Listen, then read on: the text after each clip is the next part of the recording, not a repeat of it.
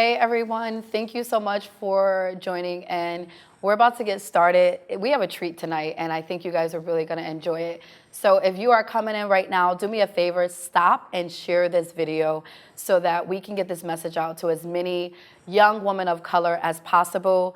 You already know who I am, Shaniqua Moore.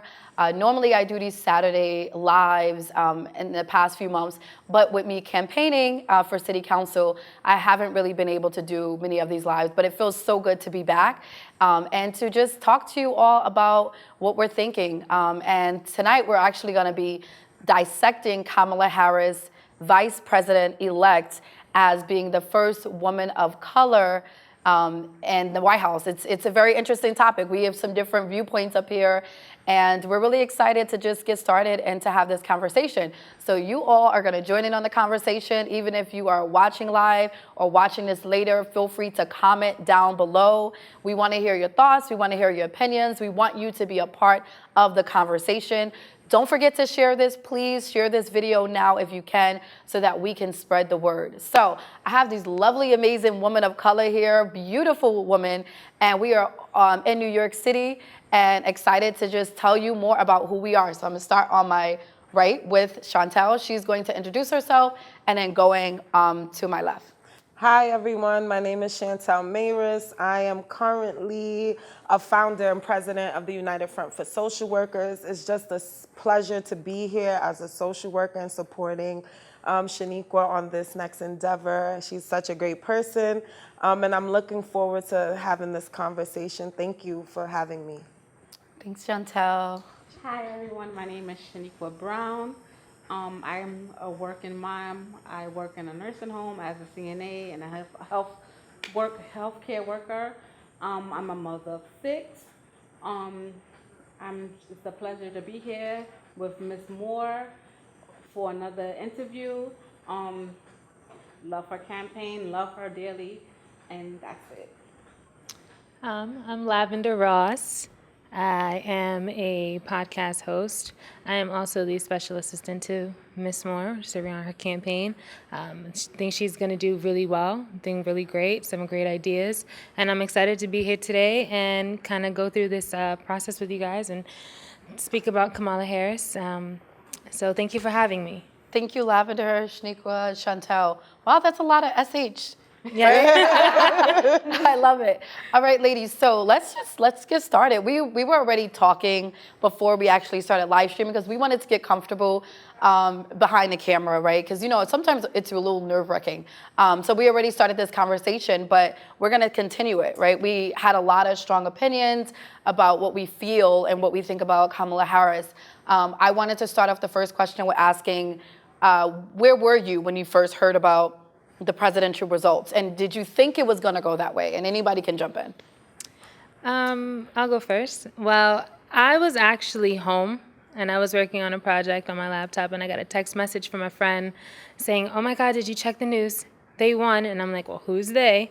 And then I found out that Joe Biden and Kamala became president and vice president elect. And when I first got the news, I was a little shocked. I did not expect it to go that way, just simply because of, you know, the way the world is right now and the way the media made things sound. I definitely expected it to be Trump that won. And then I was a bit shocked, and I was like, oh, they did it. So for a split second, I was really excited. I was like, wow, this means a lot for our community. Right. But then it also kind of felt a little normal right after that. Like it just went back to normal. I felt a little numb. Right. So that was where I was and how I felt. Yeah. I'm still trying to figure out where I was as she was talking. I believe I got a text early that day and said they won, and I can't figure out from who. But it was kind of on the shocking side because I kind of expected Trump to win, especially with everything that was going on and how they kept saying that, how he had so much votes and so forth and so forth. So, but I'm still on the balance of trying to figure out things. But I'm happy to see that there's another woman who has made it, a woman of color, and I'm there. All right.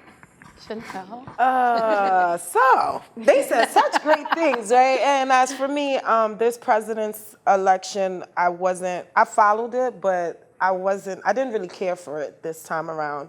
And the reason I didn't care for it and I didn't look after it, I found out that they won like a week later, like on my Facebook, because I wasn't looking for the results. I'm just in a space where I'm not gonna allow things to cause anxiety or stress. But how I felt about it was just how Lavender stated, numb, like, okay, we got the next president, woo, all right. So that's how I felt about it. And, I don't know how many people do feel about it, but because of what's going on right now, because of so much of the politics and things of that nature, I haven't really been able to really care about it. Let me just say, like I need to. I think it's interesting, like you said, like a week later, and I was like, oh my God, wow, right? But I think that a lot of people are numb. Like people feel like politics have been like full of tricks, right? Like we haven't really had good leaders in our own communities, like even on a nationwide, like what we've been through with Trump in office. I feel like we've been through so much, and it brings that numbing effect. It's like, like, are we really gonna see change? And I always felt like, and I know it's really controversial with Obama, like what did he do tangibly? And I have my own perspective. Like I feel like he brought morality back, and I think that's something you can't buy. Okay. And I felt like he brought back unity, and he gave hope. And I think that our hope went down. Like we went through so much as a nation. Like I was embarrassed. I was embarrassed to be an American. I've never felt that way in my life. But at that presidential debate that happened when Trump and Biden were arguing like kids, I was so embarrassed. Yes. I was like, their country's laughing at us, So I understand when you said like that numbing effect, because it feels like we can't even, if our leadership looks like this, like what am I to look forward to? So, I definitely ditto you. Anybody else want to jump in there? I just feel like it's not enough of us that are really taking the time to learn more about Kamala Harris and Joe Biden. And maybe if we dig a little bit deeper, we can find things that we can relate to. We can possibly find that hope again that we need. Because not everyone's going to be happy with who we are going to have in office. But once they're there, they're there. Right. And we have to find some way to kind of cope with it and hold on to the hope. Find your sense of hope. And I think that what Kamala does is she brings that hope to this ticket, to this house, to the White House. Yeah. So I am grateful that at least there is a sense of hope still, if that's how you want to label it. That she provides that for those that may not be a huge fan of Joe and that, basically voted for her, because I feel like there are a lot of people that I know personally that are like, you know what, I'm putting all this on Kamala. Like I'm hoping that she can get us through this. And I think that with that hope, more women of color will take up the role and pick up the baton and, try to find their area in office and continue to spread the hope. Right. So like for me, and I'm big and I'm happy that we have a woman of color to be in the office, and that's something really great. And but that idea, when you said hope, it had quotation marks, right? It's not a real idea of hope, because when we look at these things, you have to be in the right circles. You have to have the right connections. You have to know certain people. You have to be willing to sell those in marginalized communities to get in certain positions. And for me, I feel like we shouldn't have to feel like we got to sell the Black man's soul in order to have hope. I feel that, yes, I'm grateful that we have another person to look up to, but they did the same thing when Meghan married the Prince Henry. Oh, she's a princess and she's of color, and now they're not in the house anymore. Nobody is following their story no more. They left the house as a couple. So for me, I feel like how long this sense of hope is gonna last until the next person or the next police brutality happen, right? What are the people? We shouldn't look at hope as a face. And I feel like that's where we are messed up at the moment. We're seeing Hope as a person. We're seeing Hope as a face. And Hope shouldn't be left up to an individual because it's manipulated. It should be up to a community of people, a wholesome of people. You know, so for me, yes, it's great that we have a woman of color in the office and she's elected, but what did she do to get there? Just to add on to something, I know that you said hope shouldn't be a person, but maybe hope is the representation. Her representation is what gives people hope. The fact that she's a woman of color now, we've been trying to break this glass ceiling for a while now, and now we're there, we're almost there. Her representation provides that hope for women of color, that we can hold a public office, that we can get to the White House. And that doesn't have to be your destination. It could be, City Hall. It could be anything. That type of hope, that representation, I think, is what she brings to the ticket for black women and for women of color, period. So yeah, I saw this really interesting picture on LinkedIn. I thought it was really cute. It was a picture of a little girl. I think she was probably 7 years old, and she was standing in front of this podium, and it said it had Harris' name on it, and she was wearing this little presidential outfit. And when I seen it, it clicked to me. It made me think about my daughter. And my daughter's 8 years old, Genesis. Most of you that are watching probably know that because I'm always posting about her. But it resonated with me as a mom because it made me feel like my daughter sees a woman of color in the White House. And she sees her mother every day, working really hard from morning to night and doing things. But seeing a woman of color in that spot, for my daughter, I think it tells her that the sky's the limit, that she can go further. She can achieve whatever her dreams are, literally. And I think for me, I think that was the kind of hope that was personal for me and that resonated with me. And I agree with that, because children see things and they follow, right? And I do believe that having her in office, and that's more so for the children, right? I'm not talking about adults and people who can do their own research and find out what's going on, but I'm talking about our young children who can see and hear this conversation and say, you know what, maybe I should be reaching for more, and I should, and that I agree with. Yes, it gives us an image. It gives us an image to tell our kids, look, you can't achieve anything. You can't get somewhere. For me, I guess it's more so how we teaching them to get those things is important. Yeah. Because when they grow up and they find out how she became in office or how she became a VP president-elect, they're gonna be like, whoa, she had to do this, she had to do that. So yes, the image is there, and I'm grateful for that.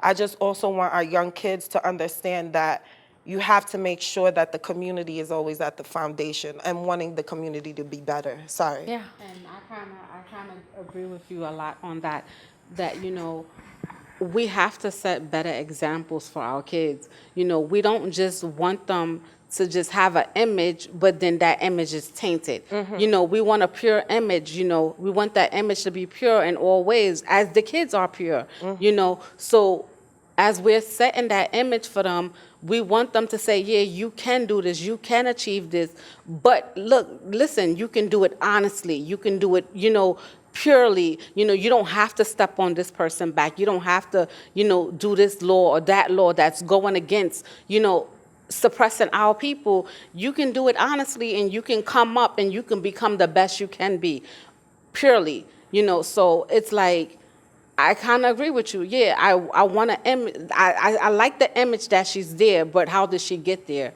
That's the question that as adults we have to put on our mind, and we have to change for our kids.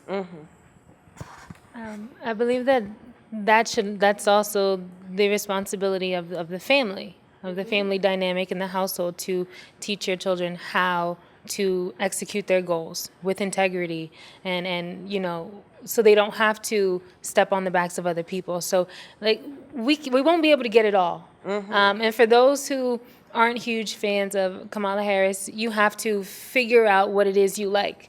So if you can't hold on to the fact that her representation gives hope, then everything else, and then that's what you want to teach to your kids, you pick and choose. The rest of that is on you to educate them. Right. Teach them to fact check, to do their own research. Right. And then that way, when they do see this woman, they're like, you know what, she got there doing X, Y, and Z. That may not be the way I want to get there, Right. but at least I know I can get there. Right. Okay. And I think that's really important. And I think that is what will get missed in all of the chaos of the campaign and everything that's happening. I also want to introduce another element that we talked about, and that is that huge controversy that was going on about, is she really black or isn't she black? And I know we were just talking about this, like, I know you mentioned you didn't know, like, the Asian part of her. Yeah.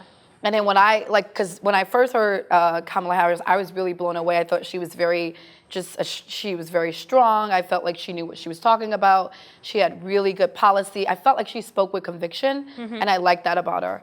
And then when I found out that she was like all these mixed race, it was like, when she was found out about her background, her nationality, for me, it took me back, because I was like, oh no. And this, I guess this was it's personal for me, because I kind of felt like, well, everyone that makes it, they're not purely, and here I'm putting in quotes, purely black, right? Because we're still trying to define what black is, right? We had a good conversation about that before too, but trying to define what black is. And I sort of stepped back and was like, I love the fact that she's up there, but then when I found out about her background and her nationality, it took me back a little bit. I had a moment, but I came back and said, you know what? For me, I'm going to focus more on the fact that she's a woman of color. And that, for me, was more important than anything. The fact that she's a woman. Because I think as women, period, we're at a disadvantage in this country, right? As women, we struggle so much. It is brutal, the world of politics with women. So I had to think about that element. And then I was like, well, she is a woman of color. So even if her struggle may not necessarily be as similar as mine or the same as mine, she does struggle on some level. So I had to find more of the similarities and connect more with her in that way versus trying to paint it like her against us, because I felt like for me that wasn't helping. Right. But when I sort of thought about her, the things that I felt like I connected to her with, it gave me more to keep going, keep going, you could do this, it's possible. And that was sort of how I looked at it. But originally, that wasn't my viewpoint. I had a whole argument with someone about this, and it got really heated. Yeah. Because the person was actually is African, and I was like, "What do you know? You could trace back your ancestors." And it was really, and then I was like, "Wow, oh my God!" When I said that, I was like, "Wow, there's so much division within the Black culture." So, and it came from me, and I was like, "Oh my God, do I want to be a part of the division?" Because I was like really pushing it. I was like, "Let me tell you about us African Americans," and I had to take a step back. And he was like, "You know what?" He's like, why are you fighting? Like, why don't you find more commonality? Because we're all minorities. Right. Yes. And the system was not made for us. It was made for us not to succeed. Oh, how All I of hate us. that word. I hate that word, minority. Go ahead, tell me more about it. Oh my Lord. Because if you look at the numbers, we're the majority. Yep. Yes. I hate that word. And that's just, I'm gonna let Miss Moore continue speaking, but that word, I like when I hear it, I like to be like, wait, can we just, because everything is about, repetition, right? Right. And cycles. So if I stop somebody and say, hey, really, we're not a minority. Right. We're the majority. Can we change that word? Can we change that culture? Right. If we do it within ourselves, it will become a habit. Yeah. So I just be the majority, sis. Just say we're the majority for this conversation, please. In actuality, we are, and that's a whole nother.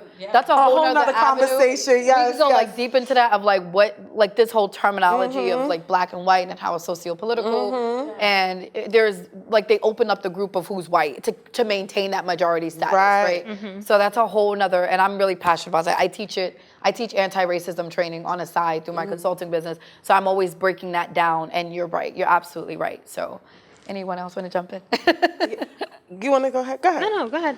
One of the things that I forgot after that majority minority thing, it just lost my hold. But you did say something in regards to finding out that she was a half-breed. And, I had the same sentiments even when Obama was in presidency. And I got to be open about that because in me, I feel like, again, I'm Afro-Latina. I'm light-skinned, yes. My family is Panamanian, culture, ancestor background is Bajan, Jamaican, right? Wow. So I know a little bit of my history.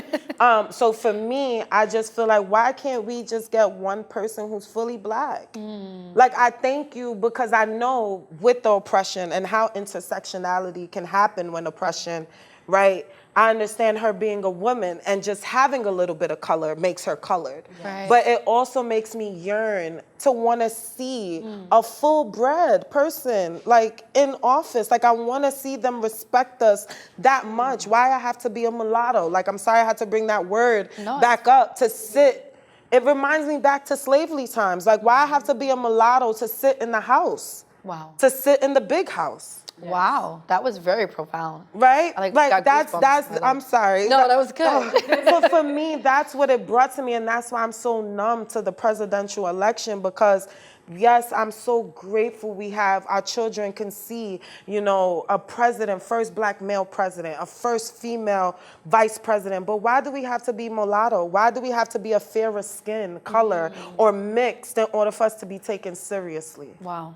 So I kind of just want to ask you, it doesn't matter the fact that she is mixed and was VP first. Would you have feel different if it was a completely full African American person, dark skin, who was the first VP? Is that what it is? Is that that fact that she was first to do it? Because even though she's a woman, and even though she does have a little bit of color, that does make her a woman of color. We kind of focus on the fact that she's mixed. And it's like, okay, well, is it the fact that just because she's mixed and she did it first? Or is it because she's mixed, period? So my question is, right, because I don't want to bring colorism into this conversation, right? So for me, it's not the fact that she's mixed and did it first, right? Because the first woman to run for presidency wasn't her, it was Hillary, right? So for me, it's not about colorism. It's not about her doing it first. It's just that why do they give us opportunities when we are fairer skin color? Okay. So to me, it could have been Hillary Clinton as a VP, right? And she would have been the first white woman to be a VP president. It wouldn't matter to me. It's more so the stigmas and the glass ceilings we have to continue to fight. That's my main issue. Like, why do we have to continue? And again, I connect it back to slavery, and that's why I said it like that. This is another way of colorism being an issue rather than why do we have to make it that way? Why is the system that way? Why is it always that the fairest skin have a face, have a placement, and then the darkest skin don't have placement? They're getting kicked out. That's where it lies with me, that why are they making colorism an issue for us?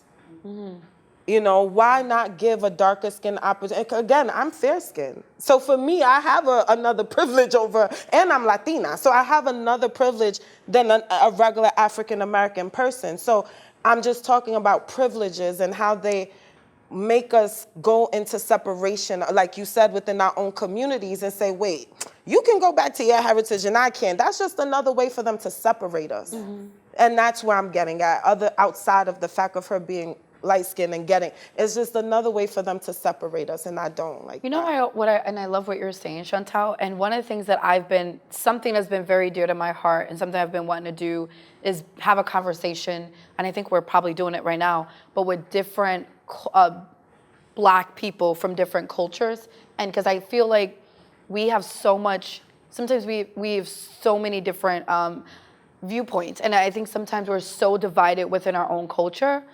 And I wonder how we can come to the table, like, all together and, like, dissect that and, like, just talk about it, bring it out, and find a way to really break down those walls. Because I feel like there's so many, if you even think about, you know, I'll go back to, like, the African culture, those that are from Africa and they come over to America, like, legitimate people from Africa, they may not necessarily feel connected to African American people, right?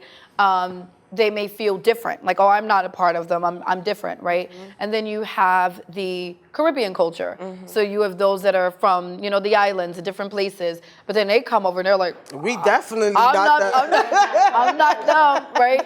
And so there's always, like, this division within us, and it's like, how do we get here, number one? How do we get out of here? Like, how do we come together?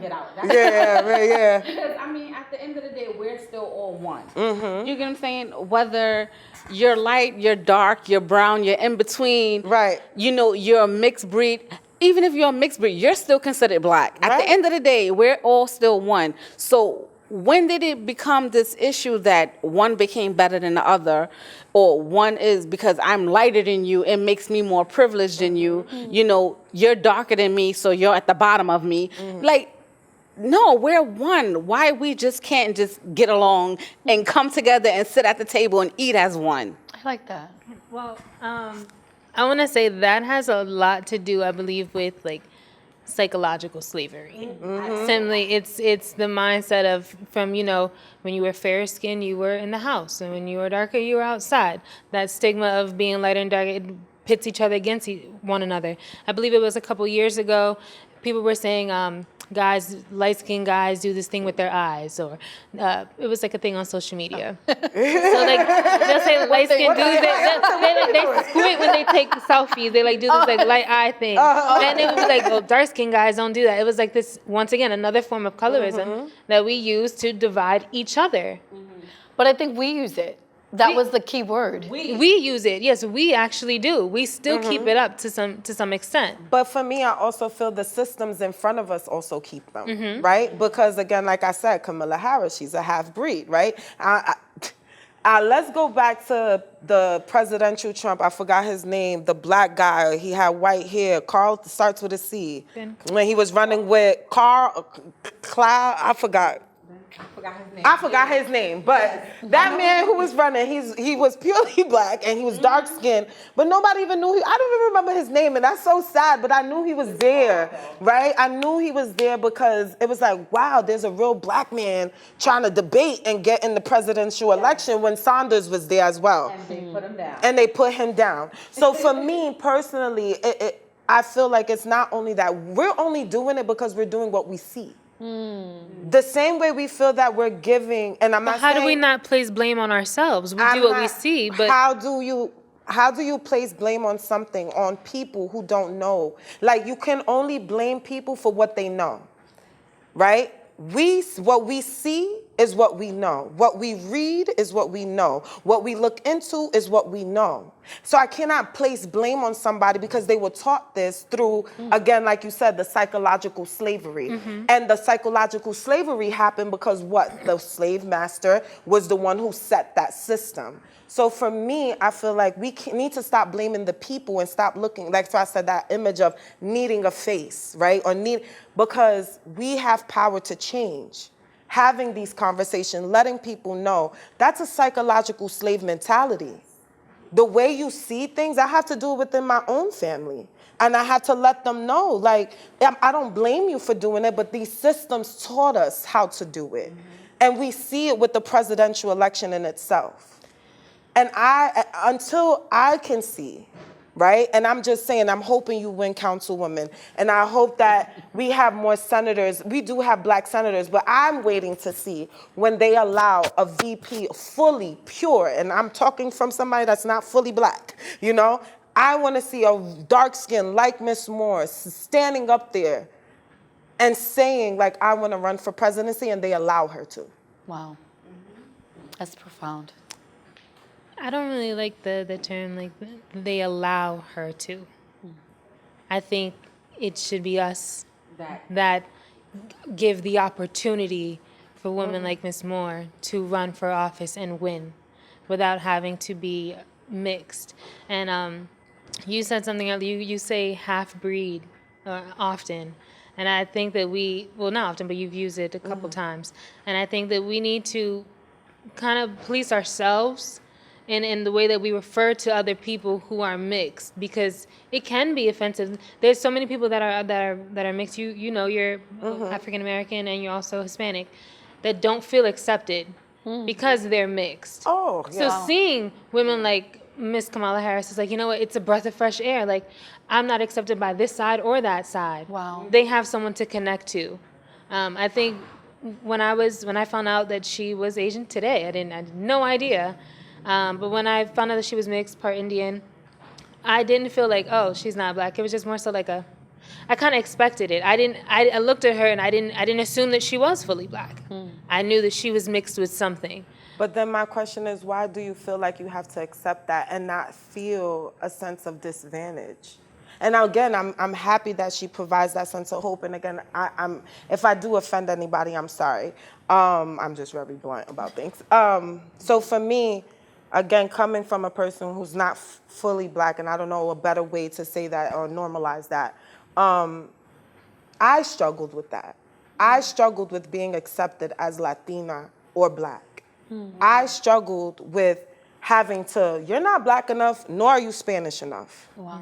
So for me personally, I understand that struggle, and that's why I'm speaking about it, because it shouldn't be a struggle. Wow. And the reason it's a struggle is because of the systems in place. It's because we continue to say, well, we understand, but I know me saying giving her the opportunity, that is true, because earlier we talked about electoral votes, we talked about people voting during the primary election, people voting during council elections, and people are not voting during those times where it's important. Mm-hmm. That's where it's important, so that we can see more people like Ms. Moore in office. So we can see, and I'm more than willing, because I've been through that struggle, and I know how it can be manipulated in agencies, in offices, and I can see it, how they can use people who are not fully Black or fully Latina and use that as a way to push an agenda. Mm-hmm. Mm-hmm. So my thing is, what agenda is being pushed right now? What agenda is being pushed? Yes, she is a face, she's a woman, she's of color. They're not gonna see her as white, right? They're gonna see her as somebody who is mixed. That's the reality of it, because they're only mentioning her Indian Asian side. They barely mentioned her Jamaican side. Right. So going back to like our history, a little history lesson really quickly, I learned about Willie Lynch. I don't know if you ladies know about him.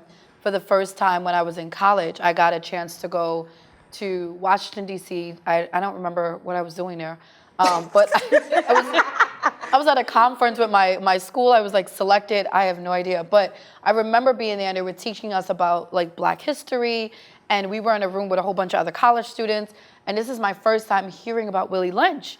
And he was a slave owner in the Caribbean.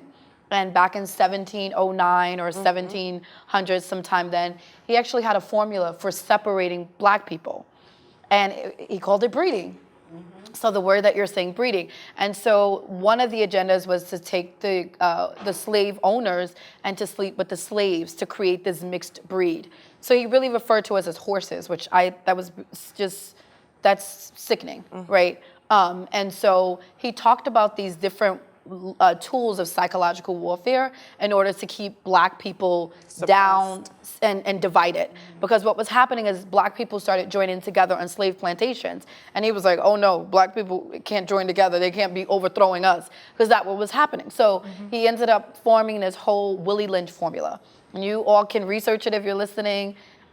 Please research Willie Lynch, because it is a history lesson for you that's not taught in the textbooks. I learned this in college, okay? So it was interesting to me that what he said, and there's a recording, he says, if you do this, 300 years later, you'll still see the effect. Mm-hmm. And that gave me goosebumps for the first time, because I couldn't understand why, and I come from a family, so my dad, he's lighter than everybody over here. He looks white. He's the definition of fair skin. I will show a picture to you all. Mr. Joey, he is very, very light. People will not know. My grandmother was half white because I'm dark skinned.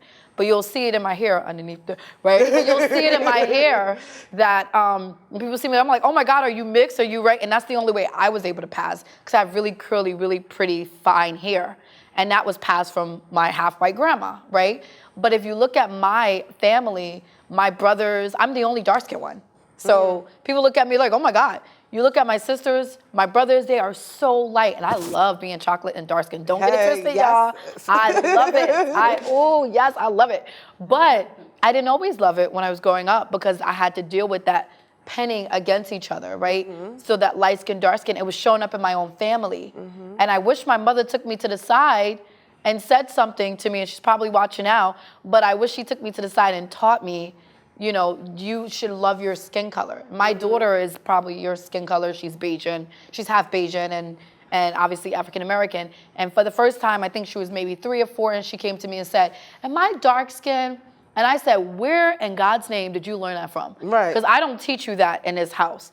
And I had to teach her at that age. And I was upset that she learned it outside of the house. But I was like, not in my daughter will not feel bad about her skin color. Hello. You know? And so I teach her all the time, and I had to teach her about being a young girl of color and what that means.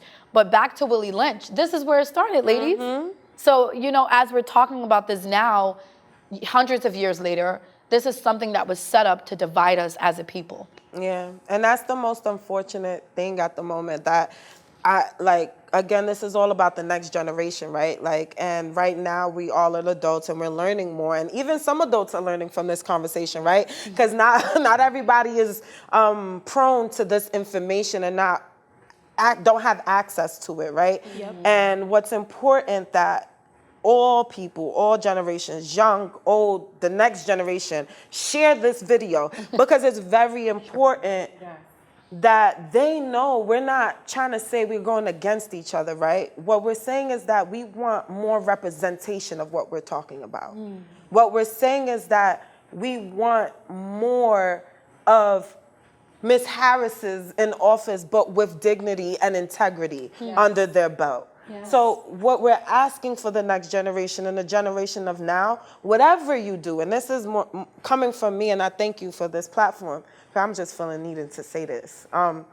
Wherever you do, wherever your purpose is, wherever you're going, wherever it is that God ordained you to do, let it be White House, let it be councilwoman, let it be educator, remember to have dignity and integrity and don't allow anybody to sway you from your foundation.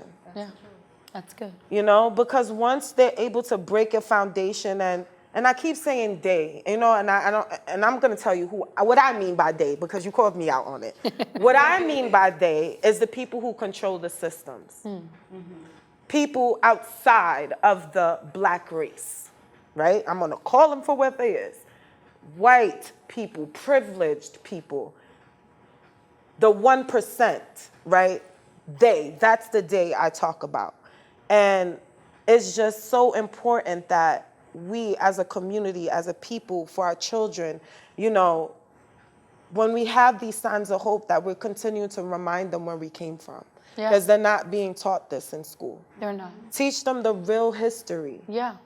Not what they taught us in social studies in high school and in elementary. Teach them the real history so that when they become older, they don't feel that they can't trust us because we didn't tell them the truth. Right. Because I feel that way. I feel miseducated by my educational system, that I had to wait till college to get the real facts. Yeah, I agree. I think 100%. We probably all. 100. Yeah, some stuff I learned a few years ago when I went to the African American Museum in Washington, D.C. I love that museum. I went to the Contemplation River, and I really had to meditate because it was so hard. It's a lot of information. I broke down. When I saw Emmett Till's casket, I broke down. It was so hard for me. I haven't been, but I will go. Since you guys I encourage everyone to go. You won't be able to finish it in a day. Okay. But it's worth it. The Black History Museum in D.C. Okay. Absolutely worth it. Okay. Yeah. Do you want to say something, Lavender? No, I do. I feel as if I love my generation, and I feel it's our duty to present them with the opportunities, the facts, and the knowledge to succeed. We need more representation. That's why I love the fact that I'm working on your campaign. You are us. You represent us. You are what we need. And I think we also just need to teach the youth about accountability. We are accountable for ourselves. Right. We should be somewhat held accountable for our neighbors because we should be able to educate one another. We shouldn't police one another if you share different views. And I think that's what's happening. If you share a different view, then automatically people will cast you aside. Right. And I think our community, people of color, we need to be more accepting of those who share different views. Right. You can learn something from other people. You can learn something from people who don't see the world the way that you do. Yeah. That's the way we get change in this country. So having conversations like this where you can sit across from people that you might not agree with anything that they say, but you can still sit there and you can leave that room with some information and you can show that you respect them. That's what America is. That's what this entire country should be. That's what it should be about. So I definitely encourage people to take accountability for your own knowledge, for your children's well-being, educate them, give them the tools to succeed, and I don't want to say don't rely on the education system, but you shouldn't only rely on them. It should come from the home. That's right. And so, once again, I'm really grateful to have an opportunity to say this as well, because I say this to people on the regular basis. But now knowing that people can share this video and they can hear it from more than one person. And they may not agree with me. They may agree more with you or with you. And that's okay. Even with you, like, it's okay. You find your information and then you fact check. I always encourage people to fact check your information. Yeah. Figure out how to fact check, because if you're relying on one source, you're just going to spit what you hear and then you don't know if that's right. You don't know if that's accurate. So once again, thank you for even having me here today. Lavender. Appreciate it. Chantel. You're welcome. Shaniqua, did you want to leave us with some last words? I Last words. just want to leave with these last words. Knowledge is power. You know, the Bible says our people perish for lack of knowledge, you know, and that's not just going to just the spiritual people. That's people all over. We're all perishing for a lack of knowledge. You know, let's start really getting out there and empowering ourselves with knowledge. You know, okay, you may not know how to read a book, but you can download an app that can read that book to you. You can research something online. You can voice it online to give it to you. You know, go to museums, look at pictures, do stuff. You know, start really educating ourselves to, you know, become better, to do better, you know, because we need to really bring a community back of love within the, you know, within the body of people, you know, and it shouldn't just be about just the color of a skin or so forth and so forth. We just need to learn how to love more, you know. So let's do it for our kids. Let's do it for the next generation, because if we don't start now, you know, this next generation is going to come up and it's going to be, wow, I don't even know how to explain. Like, you know, everything is losing. We're losing, you know. I remember growing up as a child and everything was community-based. You know, what my parents didn't do for me, our next door neighbors did for us. You know, we were never just left out, you know, just to be left out. You know, we always had, you know, next door neighbors stepped in. If you didn't have something, you can knock on the door. Here's this, here's that. You know, it was always that love, you know, that it was a family love. We all went to Take free a lunch village. together. Yeah. Block. Take We a do. village. It took a village to raise. Right. Let's bring that village back. You know, let's stop being selfish. Me and my four and no more. You know, I'm a mother of 6, and I've lived in the community, and I can tell you for over 10 years, and I can't even tell you who my neighbors are. Wow. You know, so that's sad. And when I grew up as a teenager, I knew everybody on a 2-block radius. You know, so you knew everybody on the 2-block radius. Today, you don't even know who you live next to no more. Yeah. We have to do better. We have to do better for the next generation, and especially to those that are parents. You know, your kids need other people. You know, it's not just you and yours only. Show the love, spread the love, and vote for more for city council. Yeah, I love that. That was it. That was it. Really good. Thanks for that. That's like that, guys. That is how many years of parenting?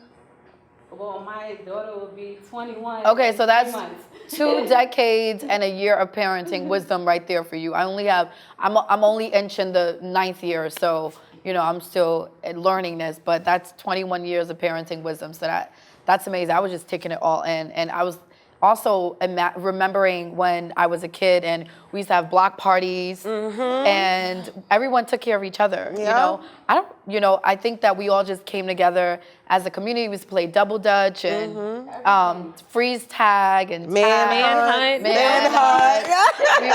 we all, and I remember free lunch. We all went to free lunch together. Yep. The whole block. the Summer whole block. lunch. Summer's lunch. Yeah. All of us, the whole entire block would go, and we would, you know, everyone took after each other's kids. It wasn't just my kid, you know. And I remember those days. I can see it really clearly in my head. It was on 170 Morris Avenue in the South Bronx, and it's a little rough over there, but we took care of each other. And I would love to see, and that's my vision that I have for my community, our community in the North Bronx, is to have a community like that where we take care of each other, we look after each other, and also to have leadership that we can trust in. Because as we have started out talking about the leadership in our country and also locally being a lot of times just full of tricks and something that people are just tired of. People want something real and authentic. And what I love about this generation, because I think we say a lot of bad things about the generation, but as a youth advocate and as someone that loves, I can't get me enough, I love teenagers, I love kids, and they teach me a lot. But what I love about them is their acceptance of diversity. They're you know, they see the world differently. They, the way they interpret things are differently. They're super creative and smart, and they're so accepting. They come out You know, knowing. they're so accepting. Oh yeah. They come out knowing. yeah. They come out knowing, like, Right? ain't nothing could go past them. Oh, no. That's why, it's so, like I said, They're so smart. So smart. You gotta beat them to the punch sometimes. Like, wait, let me teach you this before you teach me. Oh, they will Google it. Yes. Oh yeah. Really quickly, a funny joke. My 1-year-old niece Abby, who I adore, she loves Twinkle Twinkle Little Star. I always sing it to her when I go to see her in Maryland. And so now when I'm not there, she always tells her mom Twinkle Twinkle. So her mom has like this little radio. I don't know what you call those things where you talk to Alexa. Oh, the dot, Google Dot or something like that. So when she was sad one day, she goes, Alexa, twinkle, twinkle. And she's 1 year old. Oh, wow. She wants to hear Twinkle, Twinkle, Little Star. So I was just telling you about this generation. Yes. She's 1 year old. So this generation is super creative and smart. And I think we have a job, we have a diligence over here to be able to invest and pour into the next generation. And really what this video was about was to encourage women of color, no matter what your goals are, no matter what your dreams are in life, to go after it. Don't let nobody tell you you can't do it. Right. And when someone says it can't be done, that is your opportunity to find a way for it to be done. If there's not a seat at the table, pull up a seat, pull up your own seat. Come prepared with a folding chair and pull it up at the table. Right. Because a lot of times we're not going to be invited to a lot of rooms. I can tell you, and I've not spoken openly about it yet, but in my candidacy for city council, I've been shut out of rooms. I've been shut out of doors. There's been so much quickeness happening, and I have stood firm. I said, you know, if I am not invited, I'm going to invite myself. And because that's the pressure and the challenge of being a woman of color and our generation and our society, and especially in politics. But I need to show women like Kamala Harris did that you can do it, you can make it, we can get there. And so that is my drive, my passion, and why I do what I do. And you ladies have been super amazing. Thank you for doing what you do in your roles as social worker, as nurse aide, and being by my side all the time, and mom, and every other hat you play, and Lavender, just for being fabulously you and everything you do. I'm just happy to have you. But ladies, thank you so much. Everyone, thank you for watching. Did you want to have any last words, Chantel? Man, keep on pushing, y'all. Keep on pushing. Thank you. Yes. So everyone, thank you so much for watching. If you're watching this later, please don't forget to share this video. We want to share the message out to other women, especially women of color, especially our young women. So comment, share, blow this video up. And thank you so much. We love you, love you, love you. Be safe. God bless you. Good night.